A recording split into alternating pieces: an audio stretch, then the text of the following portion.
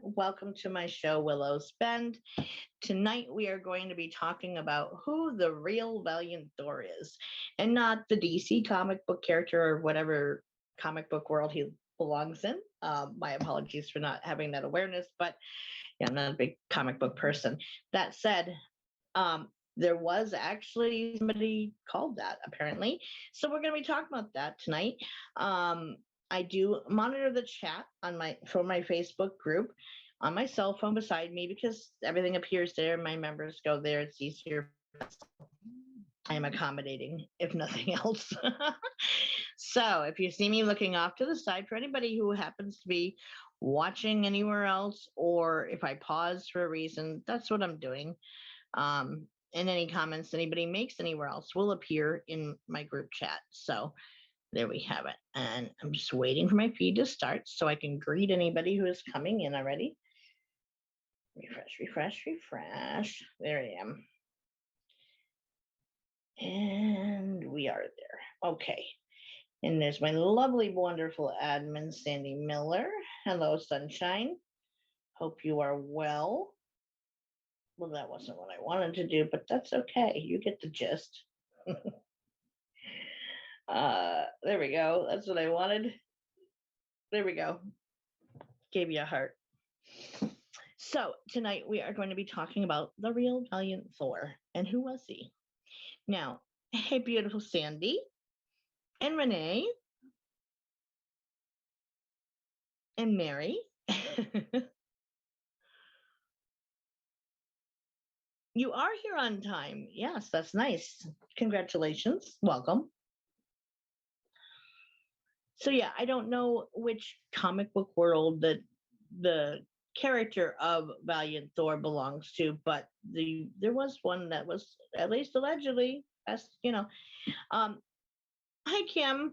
Now there wasn't quite as much information out there once I delved into research on this topic as I thought there was going to be.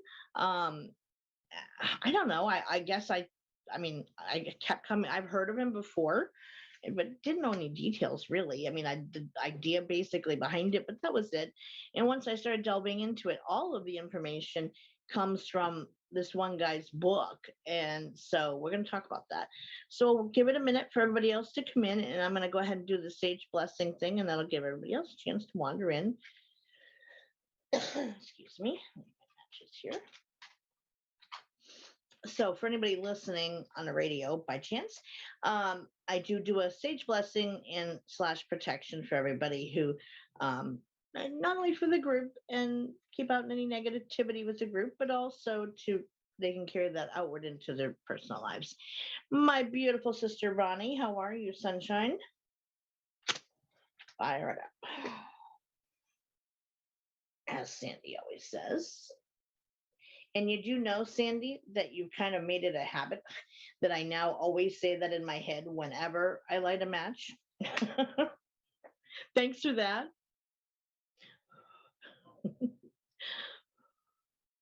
Okay, so with this sage, I cast a circle of protection around anyone in the group watching the show live or anyone who shall be watching the replay.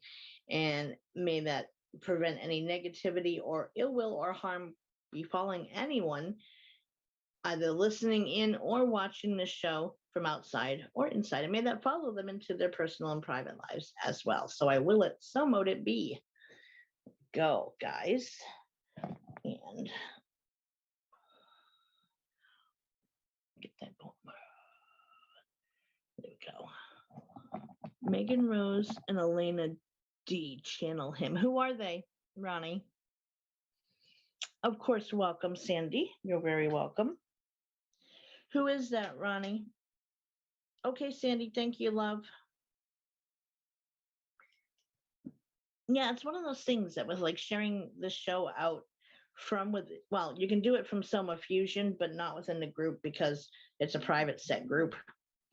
And so you can't do that. I mean, someone would have to be a member to come in the group to watch it live from in here, but in the group. But from Soma Fusion, everywhere you can, YouTube and every social media platform, iHeartRadio, everything. So Yeah, let me know, Ronnie, who those people are. Megan Rose and Elena D. I don't know. I'm not familiar with those names, or unless it's somebody you personally know. Welcome back, Sandy. She's fast. Megan is a reader. Okay, so why would I want to channel a reader as a reader? Unless they've crossed over. I don't have any pictures, Renee. The one clearest picture of the alleged Valiant Thor was in the show reminder post that I always make in the afternoon of the day of the show. So that is where it is. It's in the group page. Hey, Nancy. Like any other pictures. Oh, she channels Thor. Got you. I thought you were saying like contact him on the other side. For those who don't know, I am a psychic medium. And so I thought that was what she was talking about. I was like, who are they? Yeah, it is interesting. I mean, I personally don't doubt their existence, but yeah, there are a few other pictures. However, there are like discrepancies as to whether that was actually him or not versus the author of the book. Like I saw some video last night in going through it. Oh, yeah, sorry, Renee. No pictures. Like I said, the only clear one was on the show reminder notice was in the group. Um, the one that said like the Valiant Thor debunked, and it was a YouTube video, and it was this guy who was really rather unprofessional in his presentation, but he was comparing and contrasting two photos side by side. The guys in the pictures were like facing each other in the photos, but they weren't like doing that in real life. They were two separate photos. But he set it up that way to compare and contrast them. And he's like, oh, you can see right here, and the hairline this and the hairline that.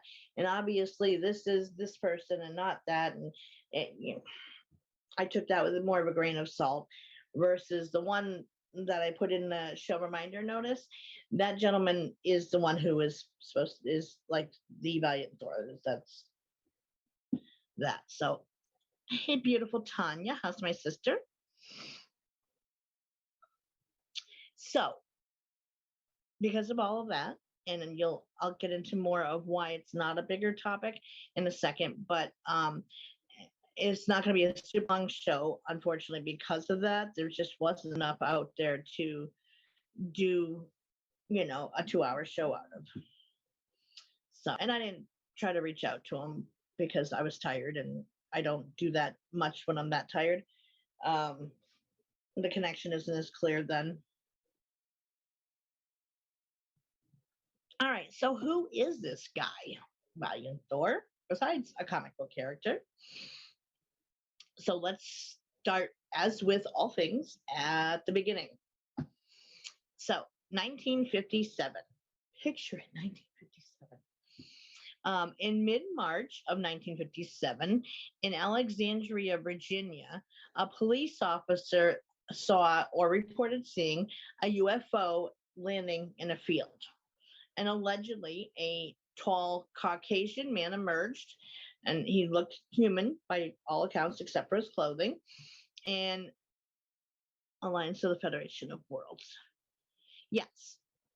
Well, there is reference to that in the material for tonight from conversations that were supposed to have taken place with Thor. So this tall white guy comes walking out of the UFO.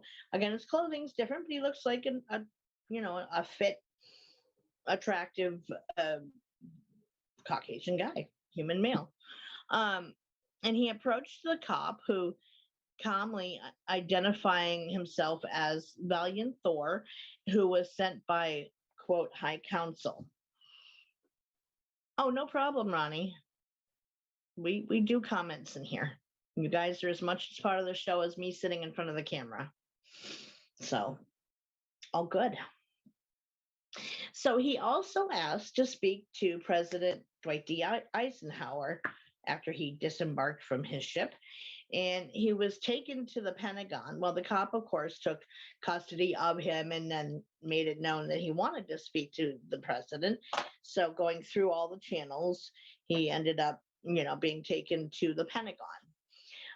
And he did eventually speak to President Eisenhower after also meeting the Secretary of Defense and the other Joint Chiefs of Staff. Yep. So based on those meetings, he was given a 3-year VIP status, which stands for very important person, if anybody doesn't know, at the Pentagon from 1957 until 1960. Now, Valiant Thor's objective was to voice concerns over how humanity was evolving and its lust for nuclear weapons, quote unquote, and that he was sent by the High Council. Now, enter into the picture Frank E. Stranges, who, well, he is many things, which I'm going to delve into. So, Frankie Stranges, he lived from 1927 and he crossed over in 2008. He was also privy to Thor and supposedly had interviews with him. He holds degrees in theology, psychology, criminology, and he also went on from there and founded the NICUFO, which is the National Investigations Committee on UFOs. He was a prolific author, especially on the topic of UFOs, and also on Valiant Thor.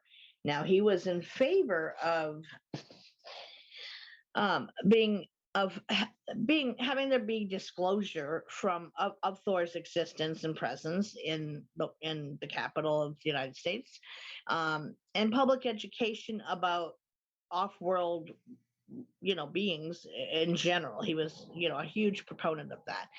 He was also a federal marshal with top security clearance at the Pentagon. So, oh, I missed you too, Ronnie. I always love it when you manage to make it into the show. Always. You're always welcome. So this Frank E. Stranges. Now, all the information that is known about Thor comes from him. He went on to write a book. And hey, Karen, yeah, you typically are at the beginning of the show. We're used to that you have to work still. And sometimes I have to pop in and out. So, like, everything that's known about the Valiant Thor comes from this book he wrote, and in there, the alleged interviews he had with him.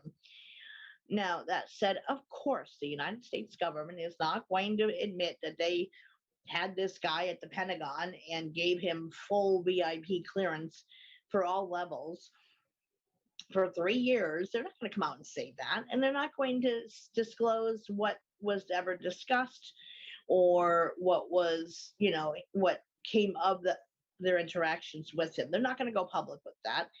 So Stranges is really the only voice that we, the people, have about who the Valiant Thor was.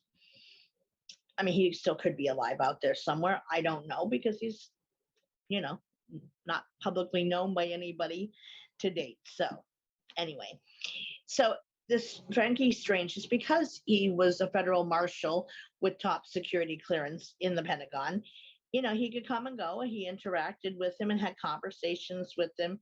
He was first contacted by this woman. She was only named as Nancy, I believe, in the book. It's nothing I could find on her anyway.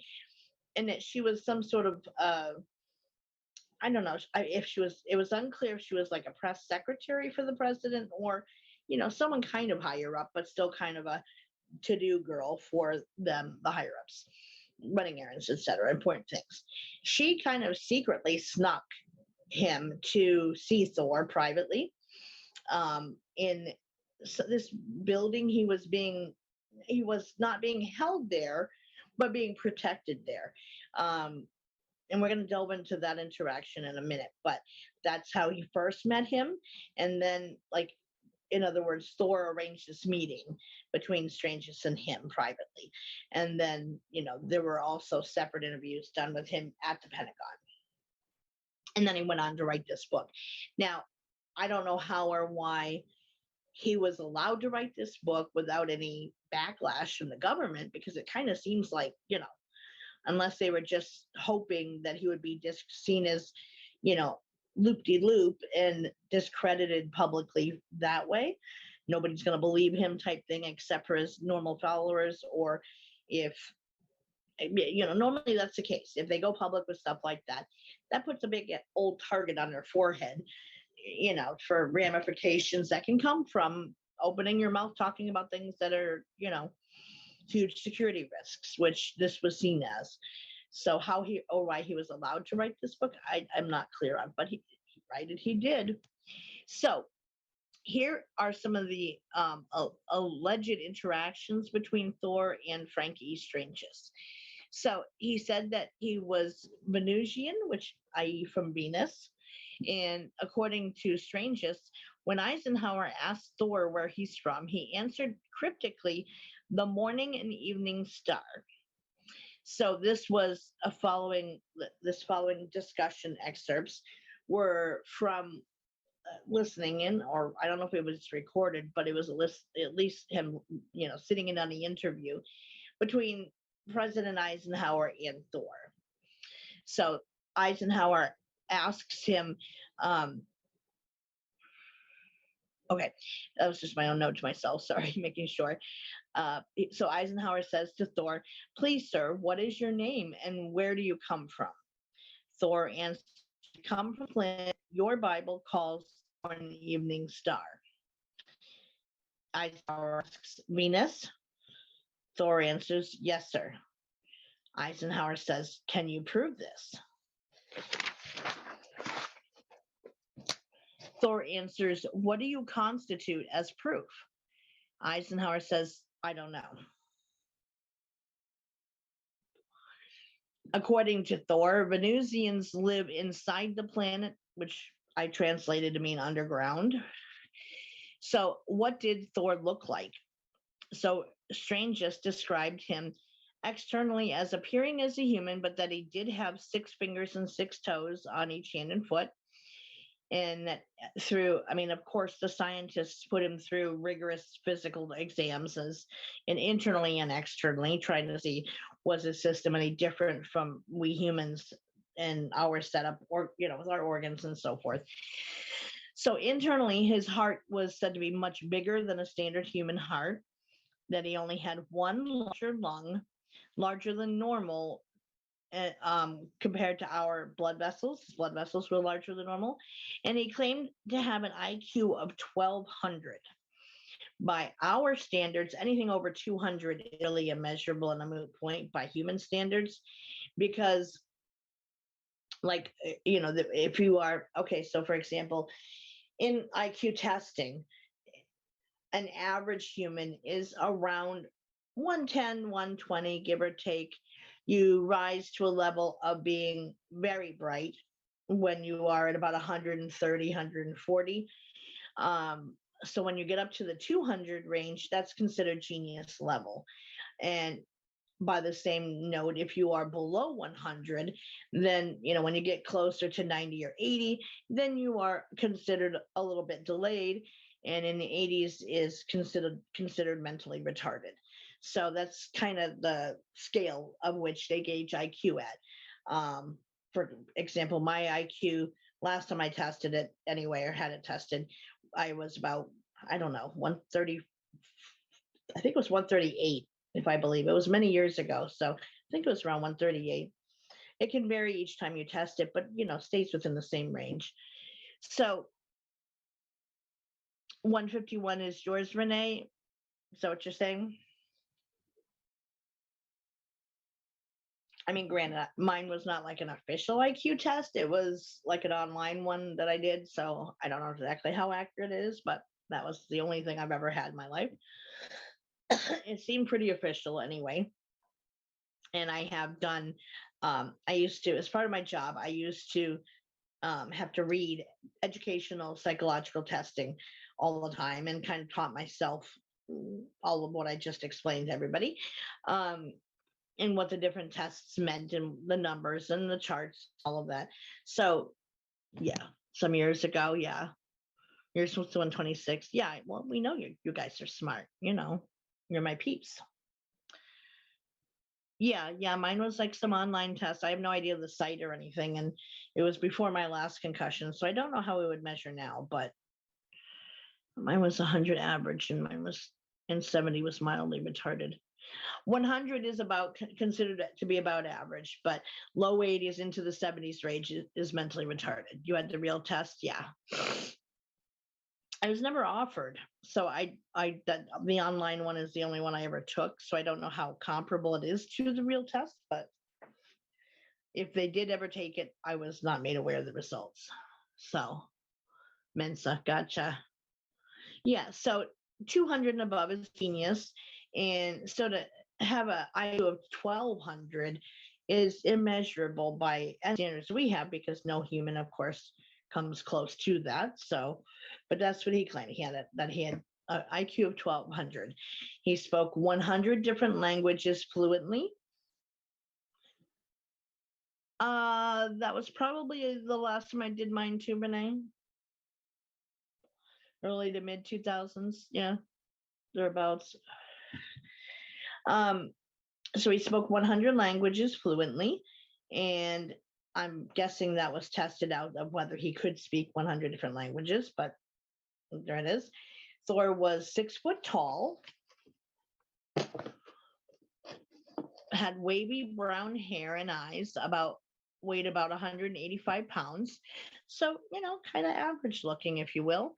Now, Strange just asked him how many Venusians are currently here on Earth, and he said that there was, sorry, I'm reading my writing, 77 of them walking amongst us in the United States, and that they are constantly coming and going from Earth.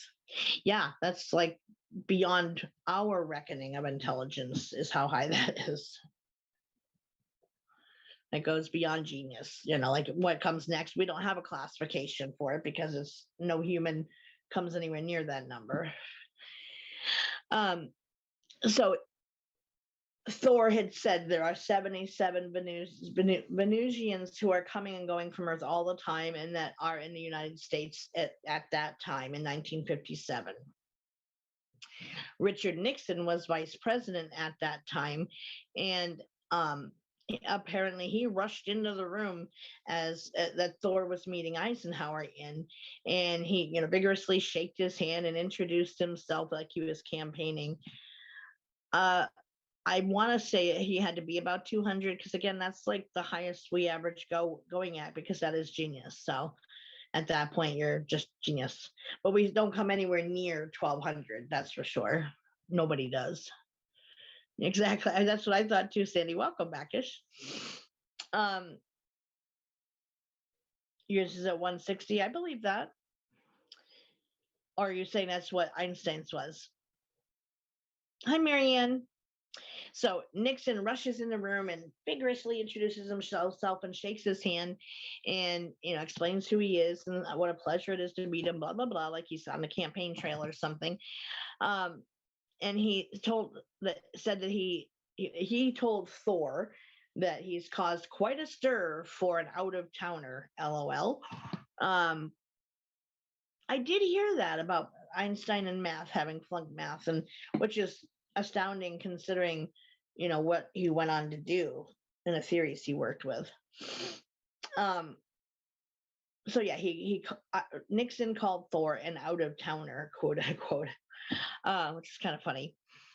So after Thor's arrival, Thor assured them that Earth had been under close scrutiny for hundreds of years due to the nuclear bomb testing beginning, basically. They kept an eye on us, obviously, before that, if it was hundreds of years. But the nuclear bomb testing is where they decided they had to step in and try to reason with us. Yeah, that's the case for a lot of people, like those who have ADHD. Their minds are moving so fast.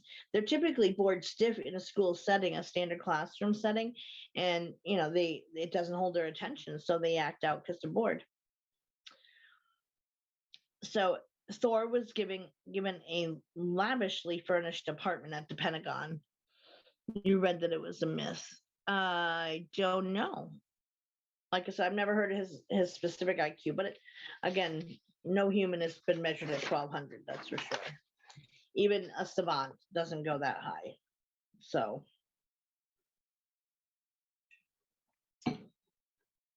So Thor had arrived with crew members named Don with two N's, Donn, Jill, and I think it said Tanya. It's the way some people pronounce the name Tanya, where they say Tanya, Tanya. Always thought it was weird when people say that name that way. I don't know. I wouldn't name a kid that, but that's me. It's always Tanya. Even while holding the alleged message he had from the High Council, President Eisenhower told him that his help would upset the economy of the United States and that this information would plunge the U.S. into an abyss of chaos were it to get out. Oh, you read that flunking math was a myth from Einstein. Yeah, I don't know. I've heard it, but I didn't hear that about him.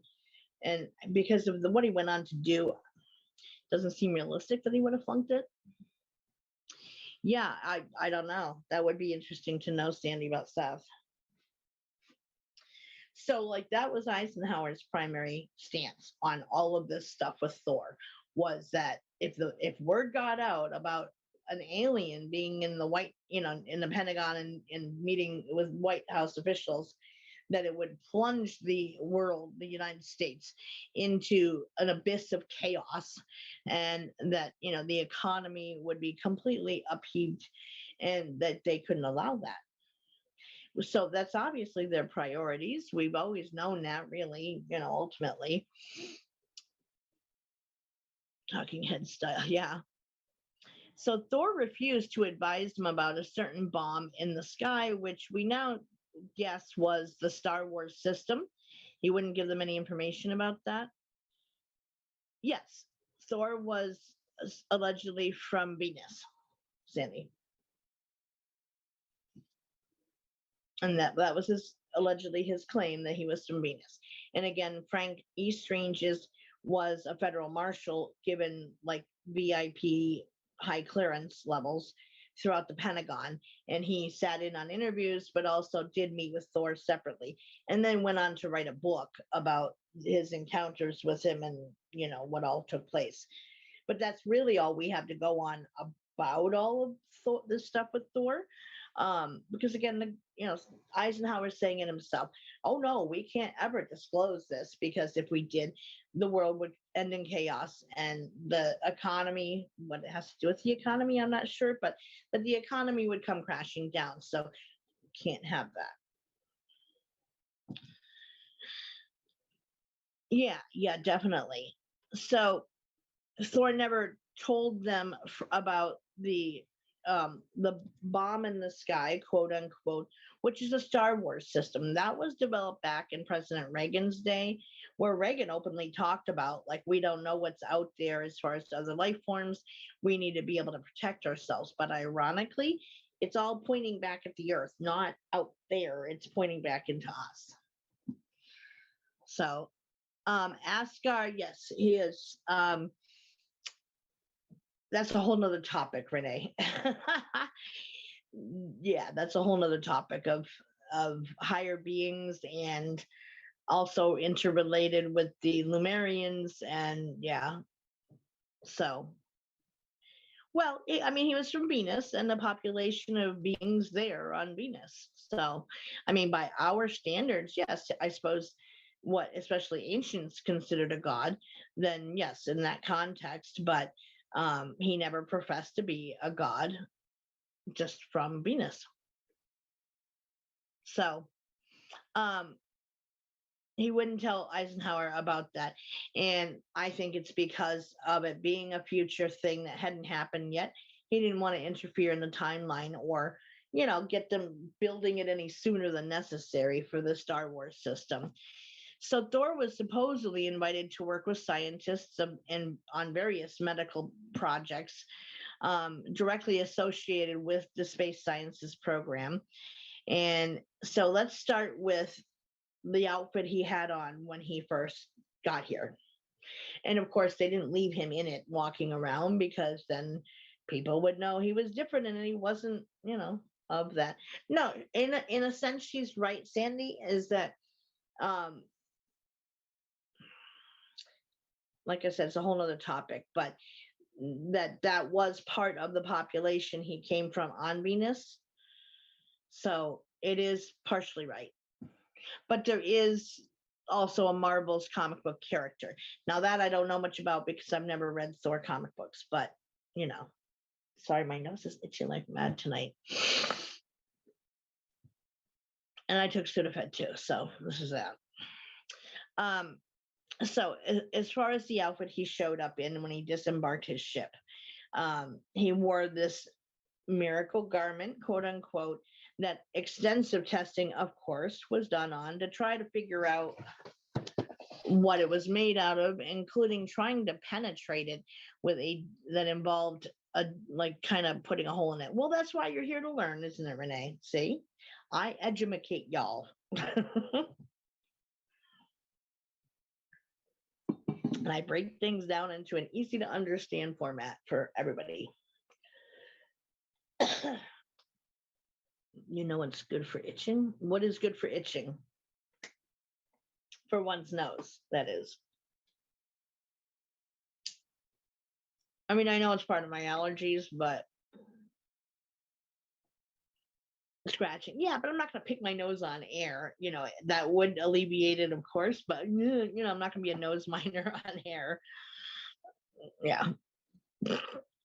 Anyway, so his spacesuit, his outfit, it wasn't, I wouldn't call it, I didn't say that, Karen. I did not say that the comic book hero is not real. No, I said that at the beginning, Renee, that this is a different from the comic book character. That's why I put it in the show title of who was the real Thor, because they're different things. So,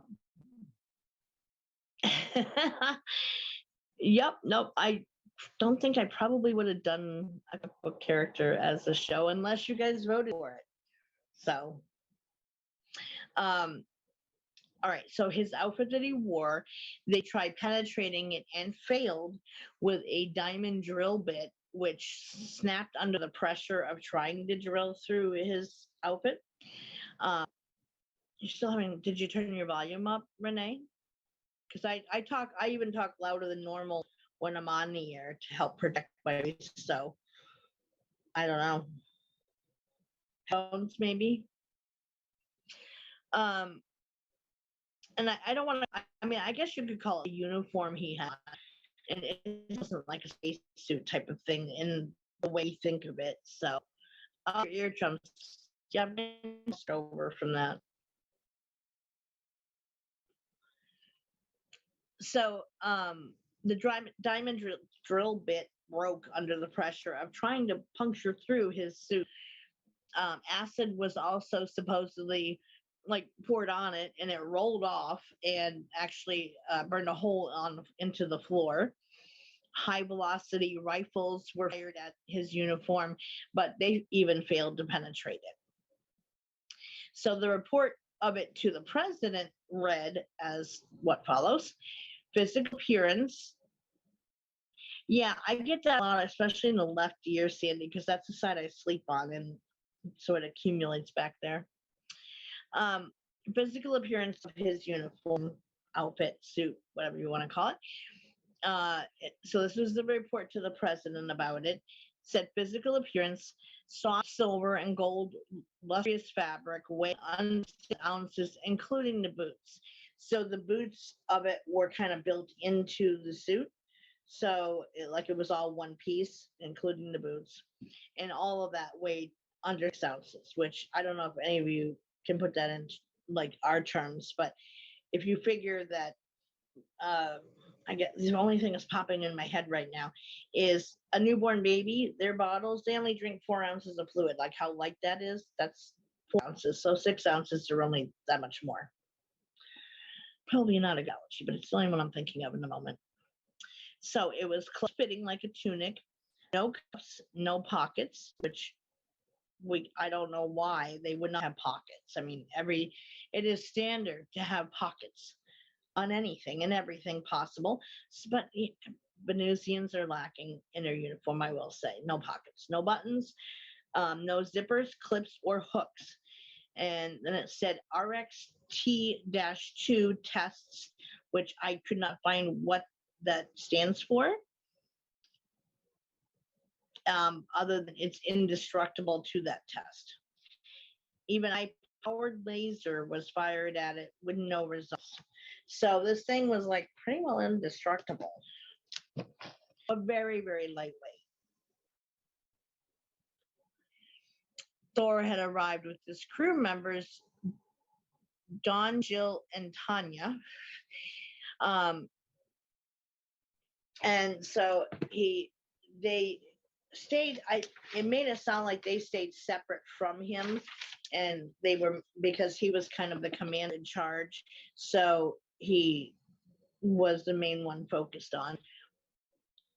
Well, that's what I mean, Sandy. Like, without pockets, that's not right.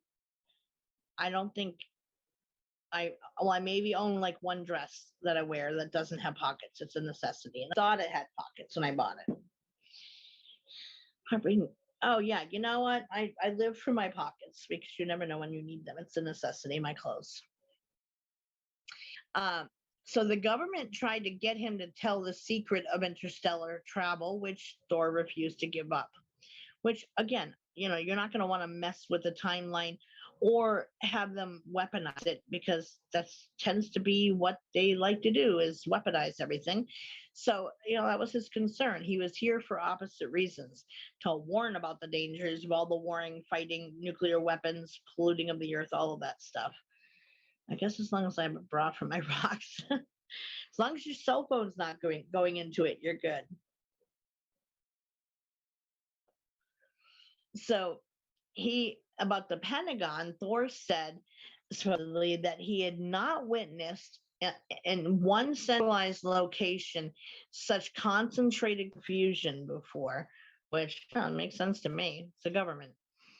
And of course, they think it's quite the opposite. But according to Frankie Strange's, Thor also had capabilities to do everything from influence others' minds into seeing things that weren't there, like that were not, like non-existent ID badges, like that person didn't have one. Well, he would, those in charge of looking for them and checking them, see one that wasn't actually pinned to the shirt.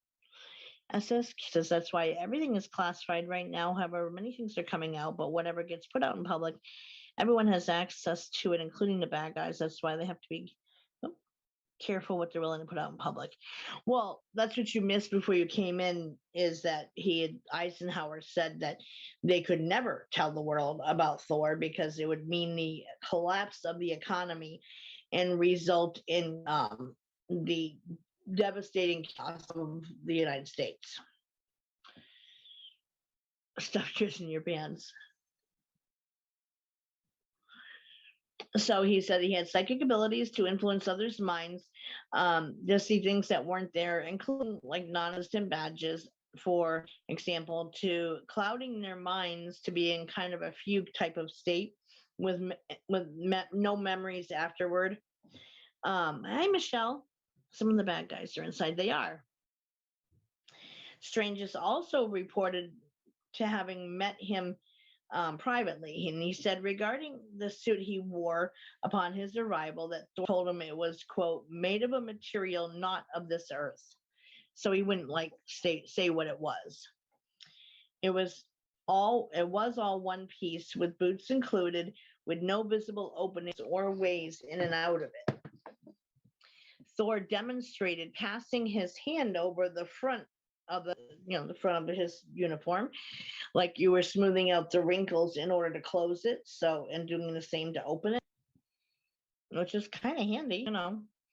In his interview with Thor, Strange says that Thor told him his purpose to coming was to help mankind return to the Lord. Now, I'm going to talk about this for a second, because I wonder if this part of the story is accurate, or how you doing, Michelle? Welcome.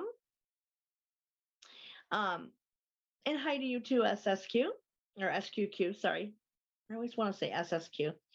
I wonder if this part about the messages having to do with involving, Christianity type of ideals actually came from Thor, or if it was kind of his of Strange's his interpretation of it, because he did go on to found his own church, which is now in many different countries. I mean, it's everywhere apparently. So, like, I kind of wonder if that case, or if this was actually said by Thor. Interesting idea.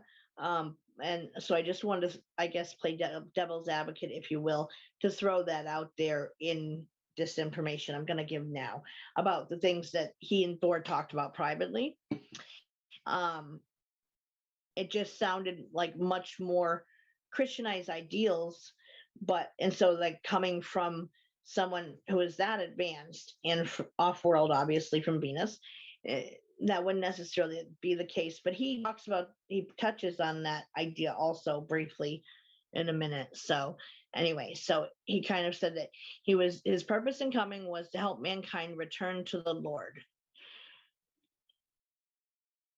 So at Facebook wouldn't let me put so without deleting account. Oh, okay. Well, because that's how a lot of people write it when they're saying so.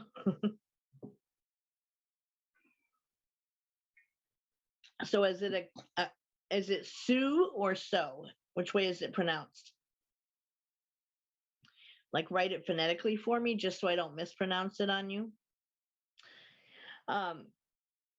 So he always spoke in kindly tones and in positive terms.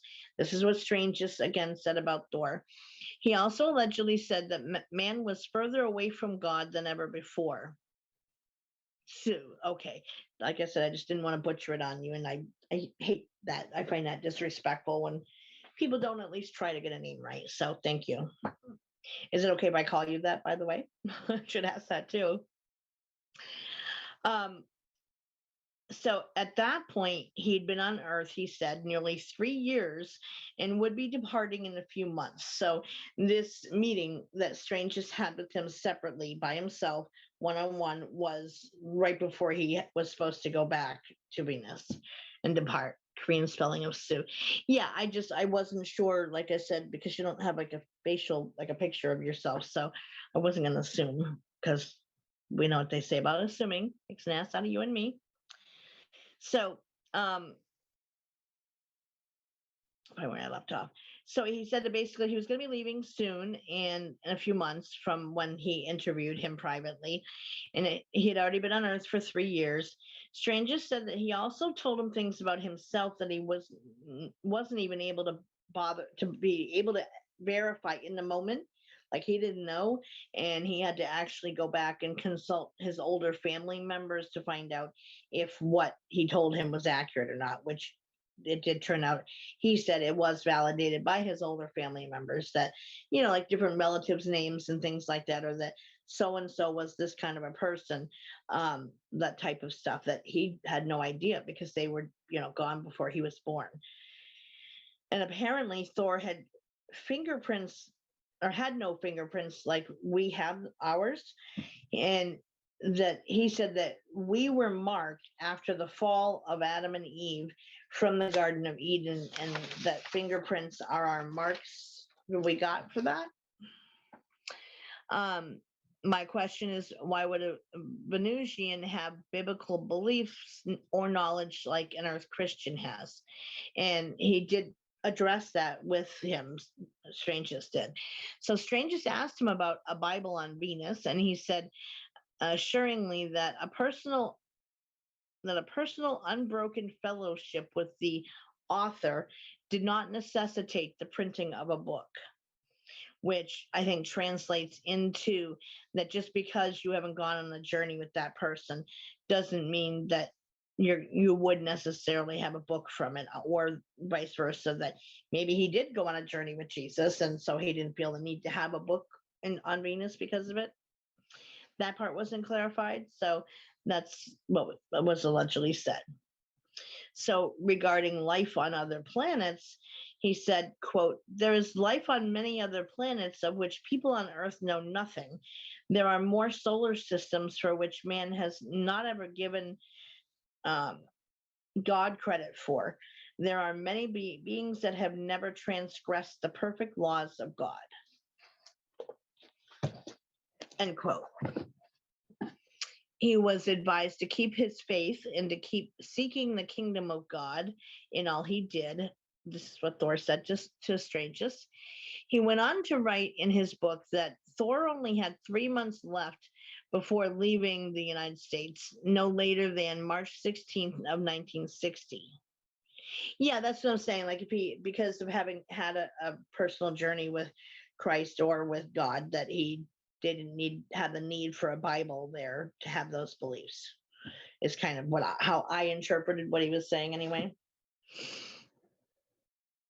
So he went on to write that he only had 3 months. Thor only had 3 months left before leaving, no later than March 16th of 1960, and all military men and scientists missed Thor's point entirely and were filled with self-ambition and cared little for the pressing needs of mankind. His efforts to bring an end to sickness and disease that plagued the planet were met with pathetic refusal. So I guess that was part of his reasoning for coming here as well, is that, hey, I can give you the solutions to end, people suffering with illness, diseases, mental health stuff, whatever it may be. And so, but they didn't want to do that.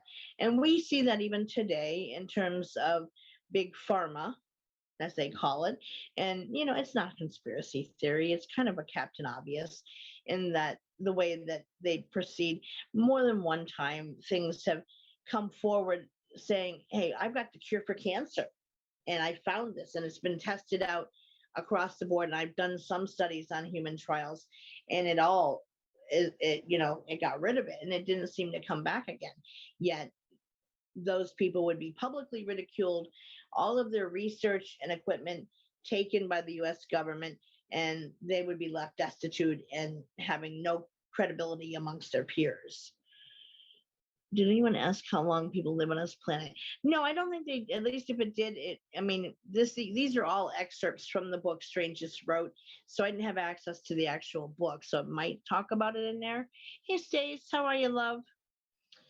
So I don't know, like I said, if it was covered in there or not. We froze. I'm still showing on my end, Marianne, so refresh and see if that works, or go out and come back in. But yeah, we're still running here. So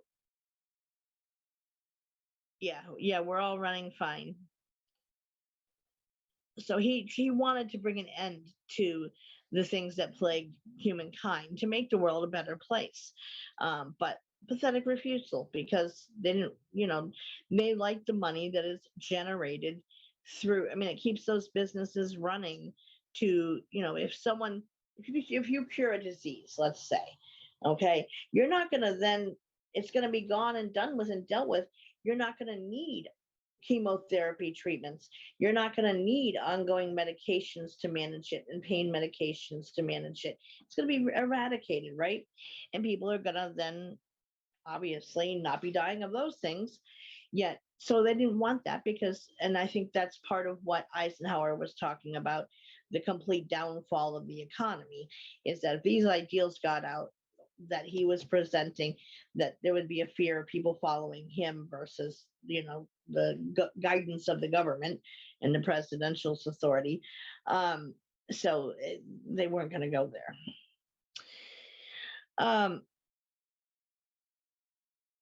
So he said he repeatedly was told that that his ideas were a threat to the political and economic structure. Not much has changed, obviously, in the intervening 60 years since all this transpired, sadly. His last meeting with the president. So allegedly, Eisenhower wanted to let people know of Thor's, well, not obviously, I should say allegedly.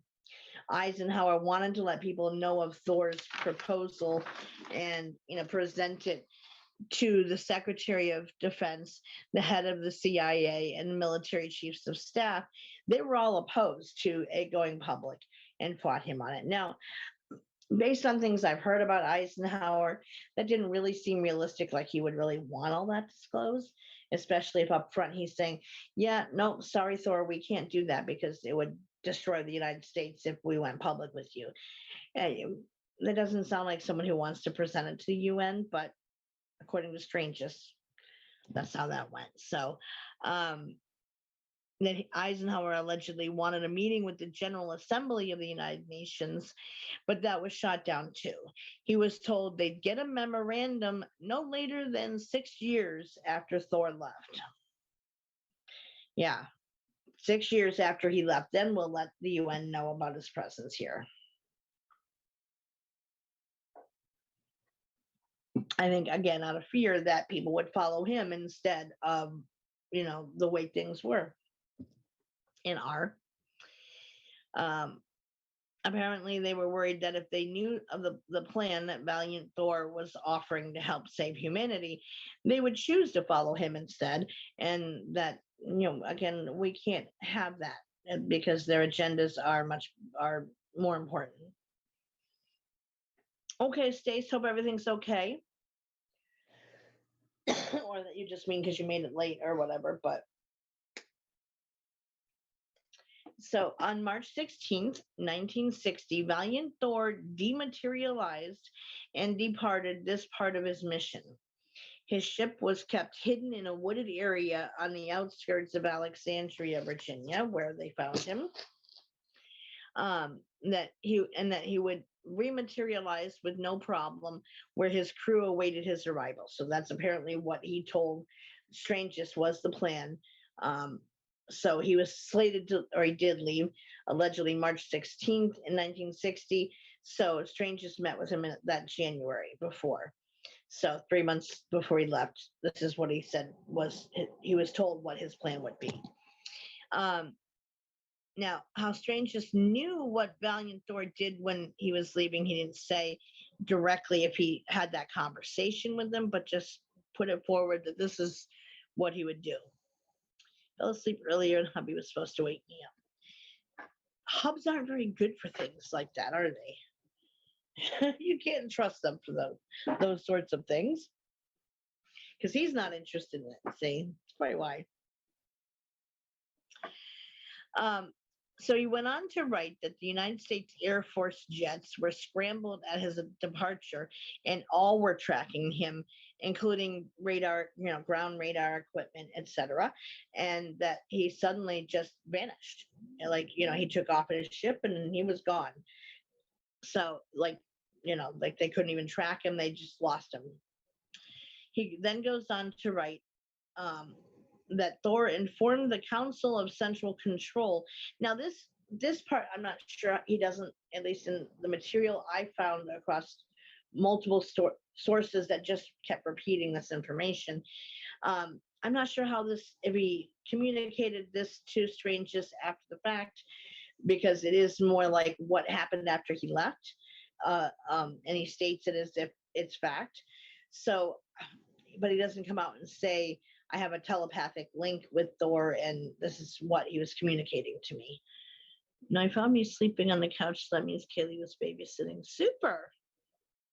Way to go, Kaylee.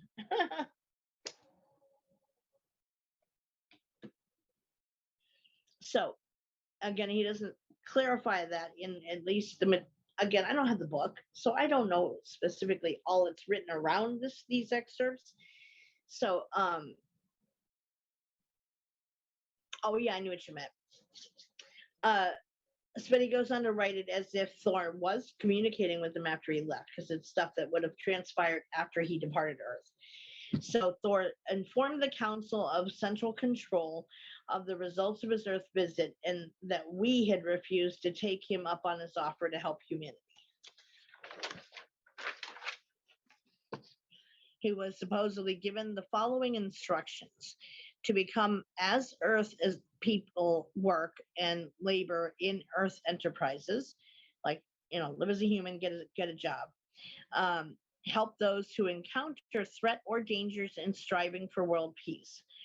To advise us and guidance, and only to divulge his mission to collective national leaders when the time is right. He closes with saying that at the time of the writing, he continues assisting in preventing our civilization from being the cause of, quote, orbital chaos by the destruction of our planet. So that's really all I could drum up without having the actual book. And when I, suggested this as a topic, I didn't even know that that was the only source of information was Strange's book. And so I didn't have access to it itself or to read the whole thing before doing the show, obviously. Didn't know about it. But that is the only public information out there about the Valiant Thor. So what do you guys think? Do you feel like it was like that the Valiant Thor was real or the whole thing was a hoax?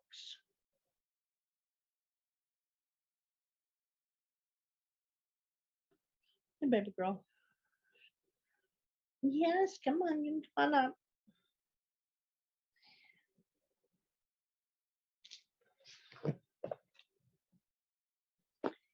Because of course, because of the secrecy and national security and all that stuff, the United States government isn't willing to come out and confirm one way or the other, if he was actually there and all this transpired. So we only have Strange's report of it occurring. And he also says that when that woman Nancy led him to meet with Thor privately, that it was like, he said it was very odd because where they took him was a very busy street, and you normally park facing one way on this road, and that they parked in a reverse direction when they stopped to let him out, and that there were a couple guards present on site, but they were like playing cards, like they didn't even see him, and that was Thor affecting their minds, and that they didn't check for any valid ID badge or anything else. So he was like allowed to just walk right in. I feel he was real and our government was scared of him, says Sandy. Sandy says could have been real.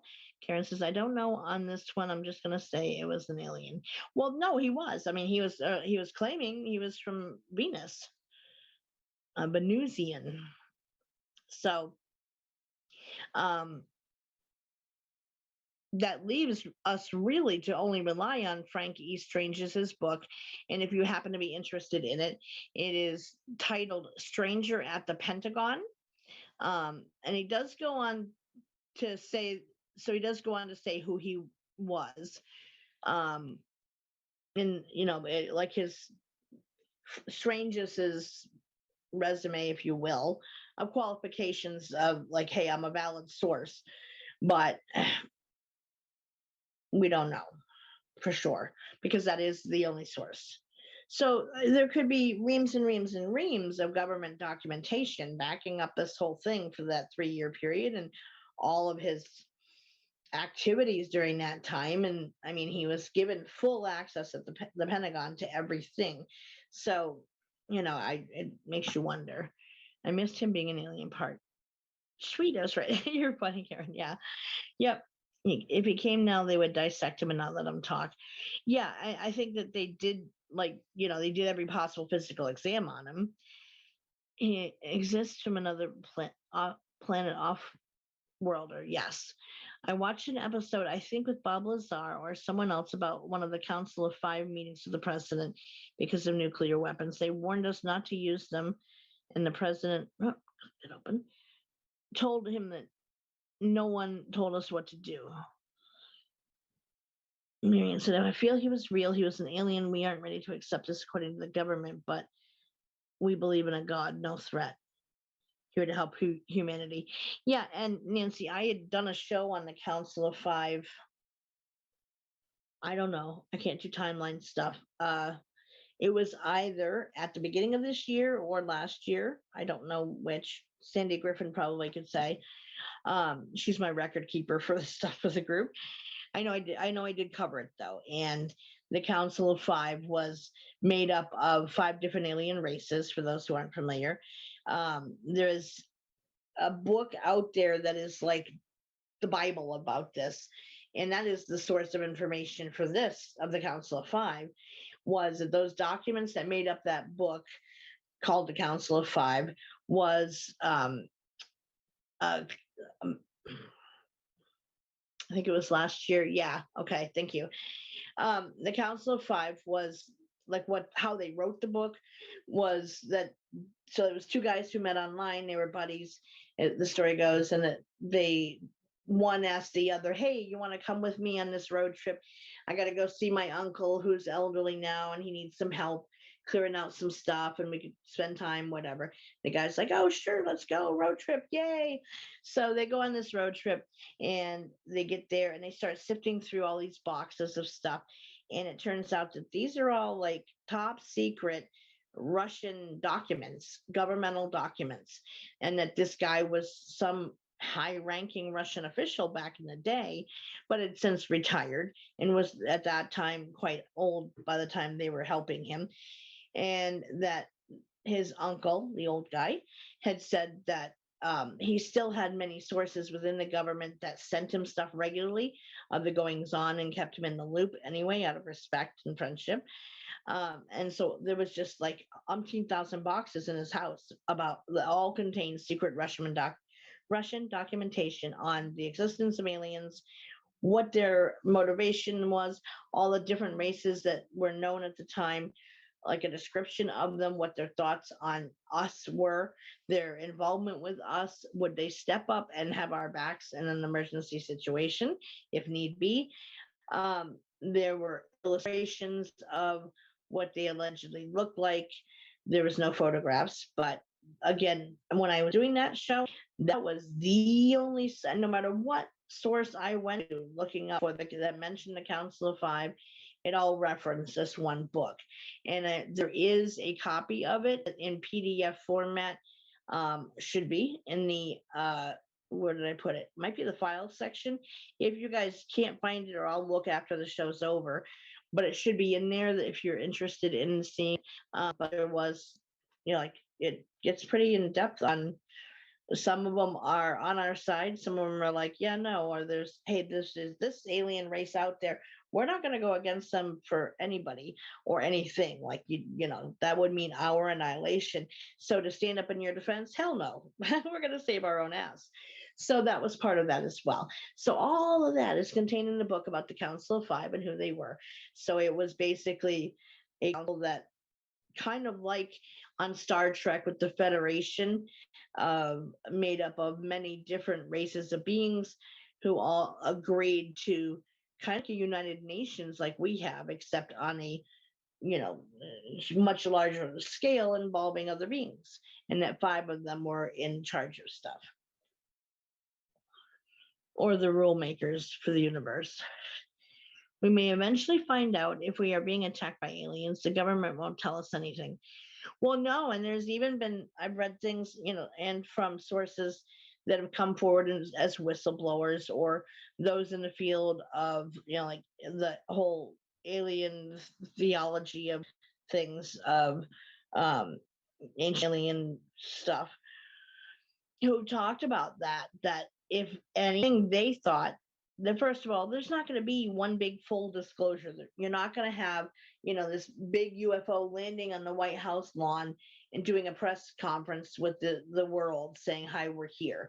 That disclosure has already been happening, going back into the dark ages, people recording and reporting, seeing sightings, painting about it, writing about it, etc. Cave art, of different beings they encountered. So that disclosure stuff, that's what the disclosure is.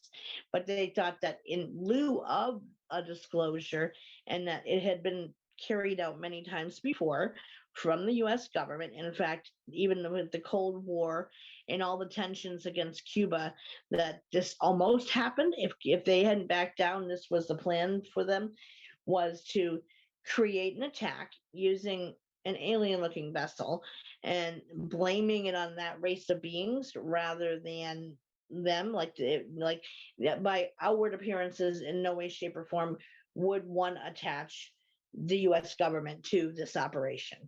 We already know that they have all kinds of secret vessels out there, that they've allegedly reverse engineered a lot of it to build copies of it themselves.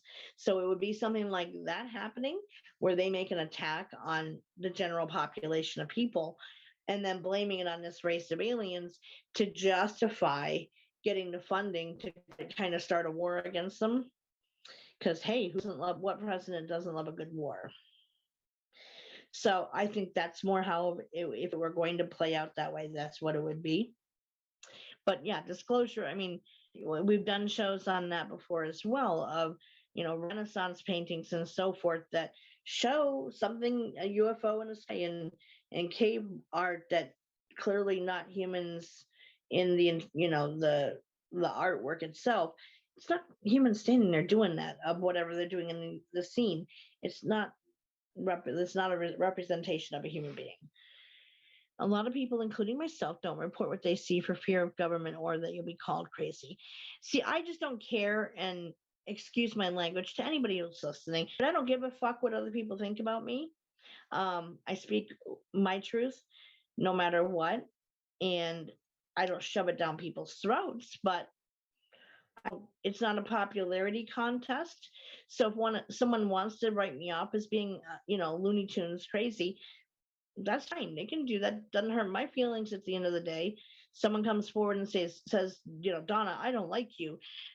Gee, I'm sorry to hear that, but too bad. And have a nice day. Moving on. I don't let it get to me. And it's a personal choice. And not everybody feels that they're capable of making it, but we all do have free will in that, of whether you let that bother you or worry you what others think of you.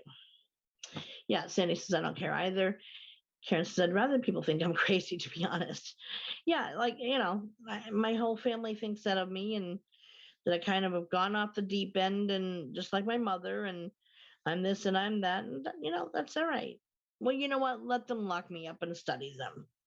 I have my own modes of defense were something like that to happen.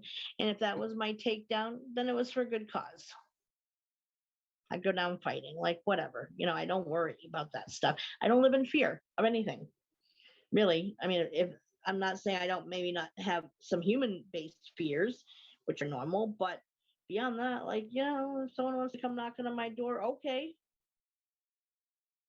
May the odds be in their favor. Yeah, seriously, Karen, I have things that protect me. If it can kick an interdimensional being's ass, well, I don't have much concern that I couldn't use it on them too if need be. And if they wanted to torture me to death, take me down, whatever, go ahead. If that's meant to be how I go down and end things, then so be it. I'm then following my destiny, whatever that is. I don't live in fear, nor do I care what anyone thinks. So, I mean, if you choose to, Nancy, like that's, I don't criticize anybody if they do. It's we're groomed by society to worry what everybody else thinks about us. And, what will the neighbors think? And, no, you don't want them, you got to appear in public, prim and proper and acceptable. Yeah. Sorry. And that's not to any of you, but you know what I mean? That's my attitude towards it. And that's what I choose. But yeah, like I don't worry. I don't. And I think that in those cases, they count on people thinking you're crazy and not believing you. But like I saw a report, I want to say it was towards the beginning of this year, where some major news anchor came forward saying, it's kind of ironic how back when everything started happening with COVID and all that stuff, everything was written off as, they're conspiracy theorists and they're just nut jobs and, who live out of their mom's basement and play video games all day. And that's all they are. Don't take them seriously. But isn't it ironic how now all that they were talking about then has now come to pass, and the news media keeps feeding us this rubbish. And I do notice that. So she came forward, which I greatly admired her doing. And who knows what happened to her career after saying that publicly. But I admired that she spoke her truth and did admit that we conspiracy theorists aren't nut jobs, and that is all what actually did end up playing out with us. So it's not something I have concern. My mom did something right with me, and that's good, Karen. And I mean, I went through my stage of that, but I think of the social conditioning, but I got past it pretty early in my life. I think overall, like, I had somebody confront me earlier today of, you claim to be this big spiritual teacher, and she posted my my show photo that has the group logo picture and then my picture in the corner, and you profess to be some big spiritual teacher, and yet you're going to make this comment about this. I said, you're missing my facetiousness in that comment, and that I was making a point, not jumping on or judging somebody else on their looks or what have you. It was something stupid. It's like some incident where this guy was claiming his girlfriend was very physically abusive to her, and she was saying, well, you're very verbally abusive to me, and he calls me fat all the time and fat shames me, and that hurts my feelings. So I said something like, well, he's one to talk, he's not even filling out the clothes that the show gave him to wear, and like she could come out and say he's a beanpole. So they're both wrong, and yet people were running with it that I was judging. And really, people, if you have that much time to worry about me and what I'm doing to go get a copy of my show photo to repost, free advertising, yay! I don't care. That's how I look at that. So whatever. Karen, I don't probably do. That's why they don't look at or speak to me, right? Exactly. So they can think I'm crazy, whatever they want. They can judge me for being whatever. I know my values and how I choose to live my life, and I'm not saying I'm perfect and I don't make mistakes. How Not at all. But that said, I don't profess something I'm not either. So, but if someone wants to hold that opinion of me, that's their choice to make, and who cares? So, exactly, Karen. Bad publicity is still good publicity. And yes, people are too judgmental. And that's what I was getting accused of being, that I'm so judgmental. And I'm like, okay, you don't know me or what I do or otherwise. And you're missing the facetiousness. If you need me to define that word, I can. It's $1 million word to some people, I guess. But you're missing with the whole point of what I was saying. So I get stuff like that all the time. I don't worry about it. So, anyways, that's it for the real Valiant Thor, not the comic book character. I'm actually not familiar with that one at all. This one, the topic of Valiant Thor, I have heard of it before in my research, and then I don't know, I read some. Maybe I saw the photo I posted with the show reminder somewhere, and I was like, oh, well, that would be an interesting topic. But I didn't realize that Frank Strange's information in his book was all there was. So again, the title of his book is Stranger at the Pentagon, if anyone's interested. Thank you. Yeah, I don't worry about what they think, though, so that's okay. I posted Krampus on my new towns page. They're positive I worship Satan. That's okay. All we can do is try to plant seeds with people and hope it grows, but we can't make it. We're not guaranteed to be able to fix ignorance. And so, anyway, topics for next week. The next Willows Bend will be on December 13th at 8 p.m. as always, Eastern Time. And it'll be episode number 170. Getting up there. That's my best guess at what episode it is, by the way. That's just kind of for me to track. I've only missed 2 shows in 3 years, so do the math on that one, I guess. I'm playing the Devil's Worship card now. Hey, good for you. Thank you, Ronnie. I love you. If you want to vote on next week's topic, stay put. Don't go anywhere yet, because we haven't done that part yet. What are you cooing about? Huh? You're all right. Take a seat, baby girl. So yes, next Monday is the 13th, and I didn't add any new topics to the list because we still had a couple on there. I did drop one that hadn't gotten any votes in the last couple of weeks, so I just took that one off, and so left the 2 that we had, which are the Cobb family haunting or the 1-800 golf tip line mystery, which is really weird. That's a weird mystery. Still hasn't been solved today of what it was. Karen says the golf tip line. Okay.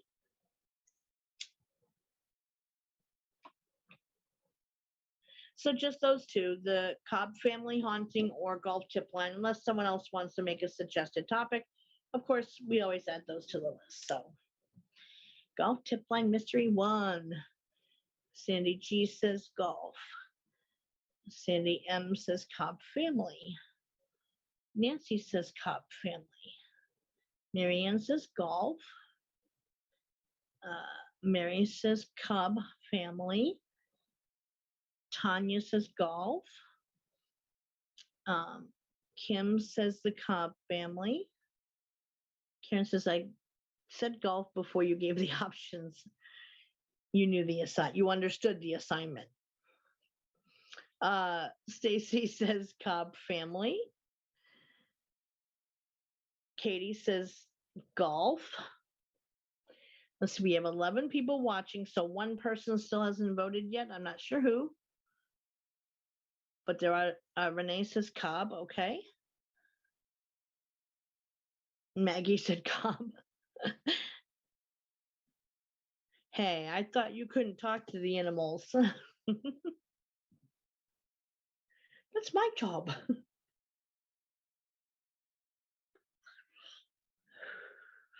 Mary answered up above, but she said Cobb family haunting. I did catch that one.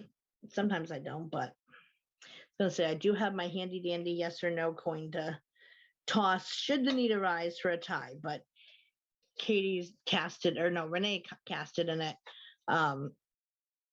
gave us the untied the vote.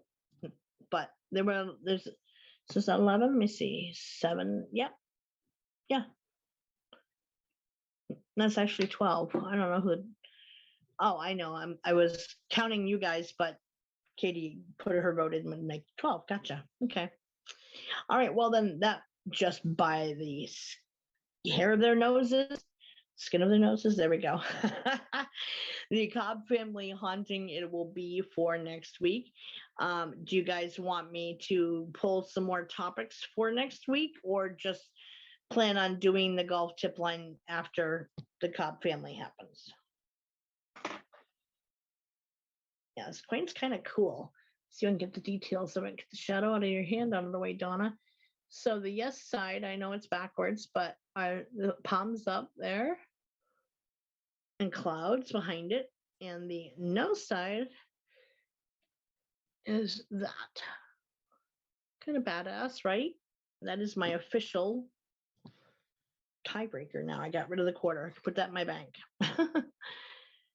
Yeah, and then book group will be on Wednesday night, which has the last couple weeks, we kind of have just chilled out and had some really great discussions. Last week was a little divergence based off of videos that we found on TikTok that kind of makes the pulse race a little bit, but that's okay too. It's, not just about all this educational stuff. We can do that. It's our group. So anyway, do the last one next time. Okay, gotcha, and leave it. Okay, great. So then I know, right, Tanya? So throughout the week, for those who may not be in the book groups chat, Tanya, Stacy, and I have been sending things back and forth on TikTok, and I've shared a few of them into the book groups chat as well. Things that let's read 50 Shades. Can you imagine me saying all that out loud? Oh my God, it'd be like 50 Shades of Red the whole time reading it. Ditto Rabia? Who's that, Marianne? Yeah, you did. We saw your bed though the whole time in the dark. That was funny. I said that at the end too, Kim. I said she had to have gone to bed because it was just a shot of your bed in the dark. Yeah, I did read those because at one point my daughter wanted to read them, and I said I was iffy because she was like 17. So it's kind of like, those are some really big topics for a 17-year-old young lady. So let me read it first to see, is this, appropriate? In the end, I let her because she was just about an adult at the time, and she would have read them anyway on her own in a couple of months afterwards. So I let her go ahead and read them, and, I could do it. I could. I just, we'd have a lot of laughs, I think, doing it, but I could do it. Hey, it's a voting process in there too. So if that's something y'all wanted, we would go to 50 Shades of Grey. I'd get through it. I'm a big girl. I can do that sort of thing. Oh, Tanya. Okay. Gotcha, Marianne. The book about the Hobbit. Which Hobbit? Like the actual J.R.R. Tolkien or something else, Sandy? Oh, there's a post nasal drip. I would think it would be on Audible. I wouldn't be surprised. And I know on TikTok they do have some people do videos with clips of at least, the text being spoken. I do have all of those books, Sandy, because I'm a huge fan of that world that J.R.R. Tolkien created. I have nothing but respect because this dude recreated an entire universe and all these languages that he made up and created for that world. And he was like a history professor, an ancient, he mainly focused on Britain's like ancient history stuff. But from there, I mean, yes, there are tones of his own personal stuff in there and what he had experienced in World War One, but it's just astounding. And he was also very deeply religious from a Christian standpoint. So some of that ended up in there in the formation of that world. If there's a book that preceded The Hobbit that he wrote, and basically he goes into and creates that world too of all of basically like a pantheon of the gods that were in charge of earth and its creation and so forth and its maintenance and the equivalent of angels in that world and so forth and the hierarchy of that. Really fascinating and interesting. It was a slow read and kind of dry, but at the same time it was very much just like wow that he made all that. It was I have a lot of respect. So every year I had made it I guess a habit, if you will, a hobbit habit. I would reread the whole series every year for many years. I haven't done so in a handful of years now. It's been that long, but I used to do it every single year. I'd pull them out and start from scratch. So yeah, they are really good. My favorite Robin Peterman is that, you mean author, Tanya? Yeah, the movies were good, and I actually have. Let me see. I'll have to turn this a little bit here. So that big thing hanging on the wall over there, next to the framed thing right there, that is a whole map of Middle Earth. Um, One year, the year that the Hobbit books came out, my cousin had as a Christmas gift took us the whole family. There's only like 6 of us out to the movies to see each movie as they were released. So then he gave me that year for Christmas. So I do have a Hobbit habit. So there is the Hobbit, the Lord of well, if you count the prequel to the Hobbit, there's 5 or I think 5 books in that universe. So there is, like I said, I'm trying to remember the title. I'm not gonna remember it now. I think it starts with S. About it. I think I actually have the book jacket in my bottom drawer of my nightstand beside me. But good night, Mary. So there's the Hobbit, the Lord of the Rings. There is the two towers, and then the Return of the King are the 4 Hobbit books, and then the prequel, the Silmarillion. That's what it's called. The Silmarillion is the prequel to those books, where he's kind of, again, setting up the world of those higher beings that created Middle Earth and all of the, who came first in the evolution up to humans, like the dwarves and all the beings that are in Middle Earth, the elves and so forth, and which sect of elves came first and how all they came to be. And so it's like I said, it's kind of dry, but it's interesting. Oh, I love The Stand, Nancy. Yes, I love that because that is the most realistic telling of how something like that probably would go down were it to go down like that. Yeah, my mom was a huge Stephen King fan, and up until her death, she like collected all of his books.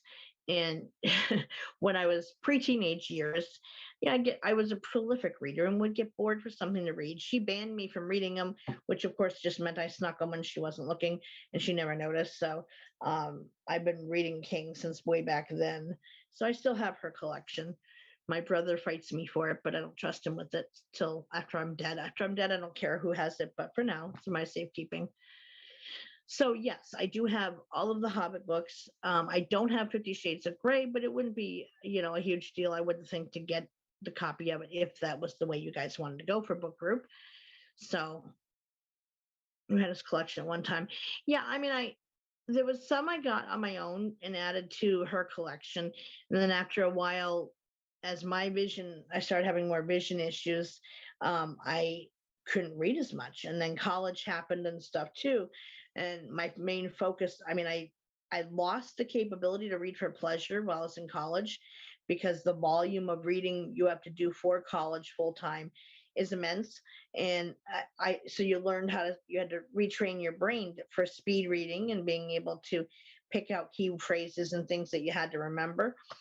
So when I graduated, I had to really retrain my brain on how to read for pleasure again, to be able to get, sentence by sentence, not just the main idea of each paragraph, and that was it. That took some doing, and I didn't realize, and I never heard anybody talking about that part of it before, but there is really, like, you got to do that anyway. So I stepped away from the King world of collecting his books after that. You had his collection at one time, yeah. Pet Cemetery was sad, yes. It's kind of funny you say that, because somebody the other night was talking about, that I was talking to, had mentioned having somebody had a younger brother named Gage, and that was the first thing that popped in my head, was the Pet Cemetery book. I was like, no, not Gage. So yeah, it was sad. But it goes to show, don't tamper with that stuff and let dead beings stay dead. It's meant to be, that's meant to be their path of when someone goes, they choose that. So it's not supposed to be reversed and messed with, or else you're gonna get, yumpy results. Silver Bullet was cool. My 8th grade reading teacher actually read that to the class for like an entire semester. It was pretty cool. So for the last like 15-20 minutes of each class, she would sit and read a chapter of the Silver Bullet. That was the first story time as a kid. You got to have between a young child up until mid, on your way up to being a teenager. Yeah, like my mom stopped reading to us when I was quite young because I learned how to read myself. So story time went out the window once that happened. And so that was kind of a cool experience that she gave that to us. I don't know if everybody appreciated it, of course, but I did. I respected it because, again, that was my respite from my home life, and my escape was books. Joe Hill and his son writes like him. Really interesting. Yeah, because King's getting older, so there won't be no 1 or 2 novels every year for that much longer. That's all right. I just cipher misspellings because not everybody is great at that stuff. Hell, even sometimes I struggle on spelling words, so I'm not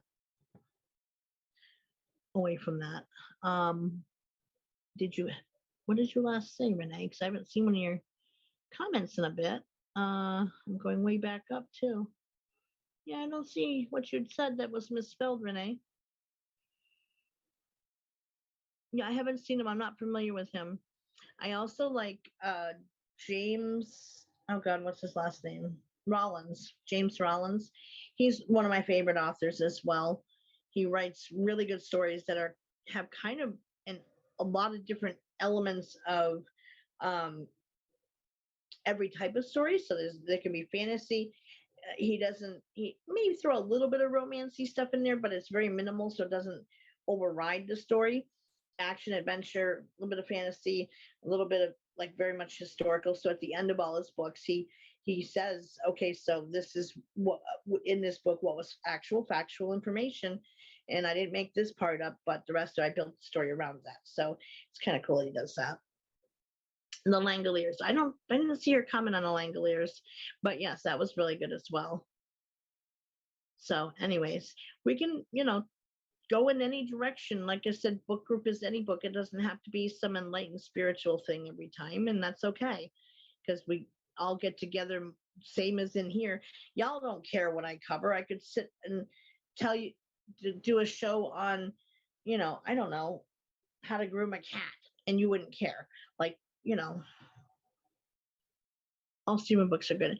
There was one I read of his I wasn't fond of called The Cell that I just thought had a stupid ending, and I wasn't pleased with how it ended. But yeah, I do enjoy the enlightening stuff too as well. But it is nice to kind of have a divergence and just kind of hang out and do whatever, or have just long, in-depth discussions about a certain topic or something.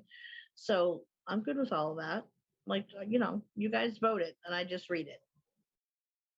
So whatever direction y'all want to go in is fine by me. If it's a book I did find a few more bins of books that I have in my rock room here that have a lot of well, I don't even know all of what's in them because I didn't have a chance yet to go through them, but they're bins of books that are in my other room. I got all the Harry Potter books. I've got all that stuff. So exactly, I could read the New York phone book and you're listening.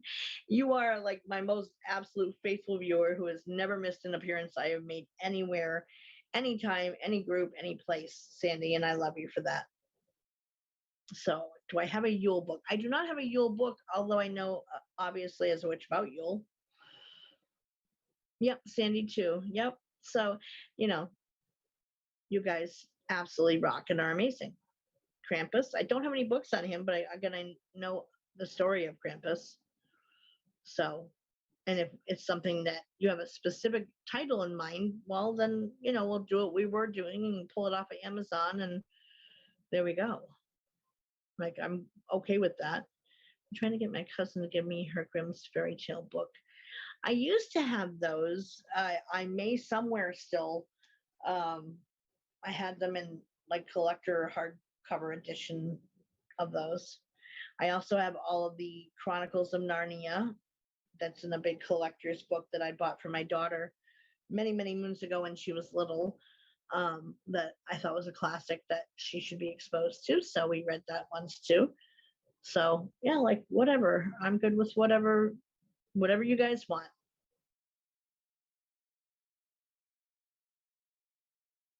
You have an old Grimm's. Yeah, they are quite different than Disney's version of the fairy tales for sure. So yeah, I mean, like I said, whatever you guys are interested in. If it's one I have, awesome. And if you want to next time have me pull some of those bins then and see what we got in there, I'm game. Like I said, I mean, I know what books I have, but which ones are in which bin that I can't say, but because I just labeled them books. Well, the Harry Potter ones, some of them I labeled the smaller boxes, but in the bins, yeah, those are just labeled books. The wolf did eat grandma. Correct. And that's how most of those ended.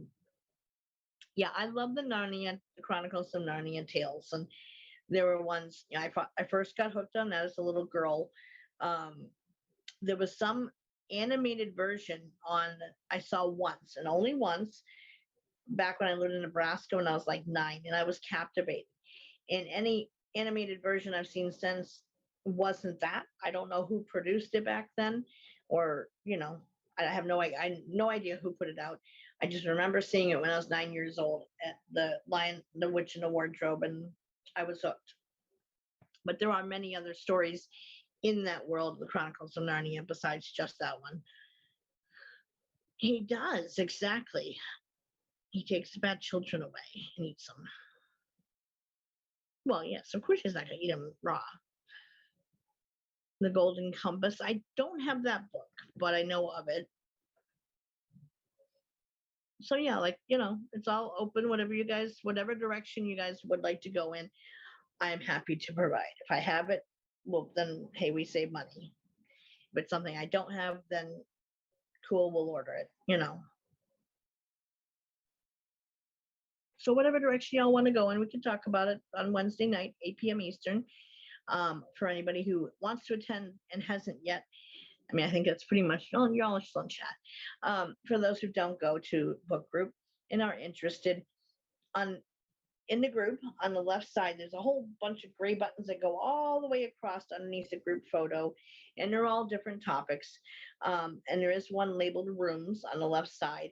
If you click on that on book group night at 8 o'clock and go in and hit join, you will be taken into the messenger room that we hold it in. We can, oh, add Krampus to the topics for Willow's Ben show, you mean? We can do that. I'm going to put my notebook over here. 'Tis the season after all, Karen, you know. Oh, I stuck my pen in wrong, so I didn't bookmark where I left off. There it is. Let's see. Put it down here. Krampus. Got it. All right, so we got Krampus on the voting block for next week. And any other topics? I mean, we still haven't finished the Ghost Tales book, but we don't have to either if that's not what you want to do. Or go through my other books to pick what we're going to do next. That's okay too. For anybody who may want to order it, don't, you know, so you know what direction we're going to be heading in next, we can do that as well. I am down. I have not read Mary Higgins Clark, but Nancy Drew, yes.